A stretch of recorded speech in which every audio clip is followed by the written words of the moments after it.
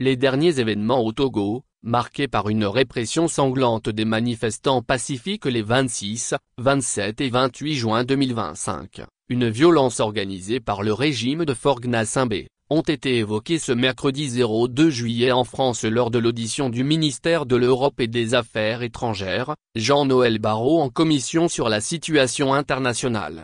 Malgré le blackout mis en place par Faure Gnassingbé par la suspension de médias internationaux, ORFI et France 24, et la restriction sur la connexion Internet, les derniers événements macabres au Togo n'échappent pas au regard de la communauté internationale.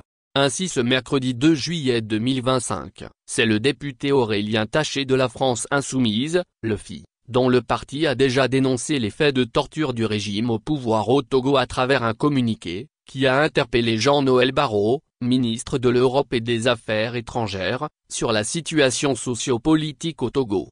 Le député français a d'abord planté le décor de la situation catastrophique du pays où la jeunesse levée est férocement réprimée. Les manifestations de juin ont donné lieu à 7 morts, des centaines de blessés, des personnes torturées alors même que les motifs de contestation sont légitimes, vie chère, répression par les autorités et changement constitutionnel permettant à Faure Gnassingbé de rester président à vie.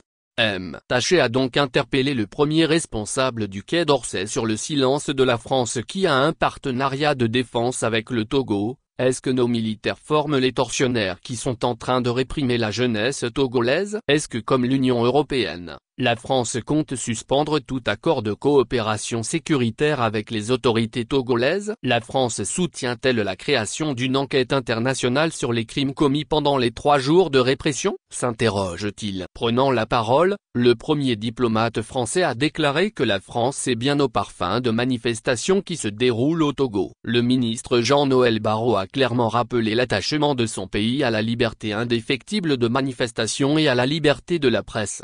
Sur les crimes commis durant ces 3 jours de manifestation, il appelle les autorités togolaises à faire toute la lumière sur ces accusations.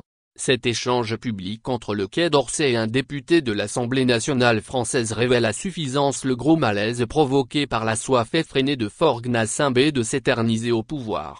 La France n'ignore donc pas la violation des droits humains commises par le régime cinquantenaire de Lomé, notamment l'interdiction systématique de manifestations aux contradicteurs de Faure Gnassingbé, la restriction de la liberté de la presse. Quant aux crimes et tortures, la diplomatie française ne peut feindre d'ignorer toutes les images et vidéos témoignant de la barbarie de ces 3 jours de manifestation. C'est pourquoi elle exige des autorités togolaises une lumière sur ces crimes.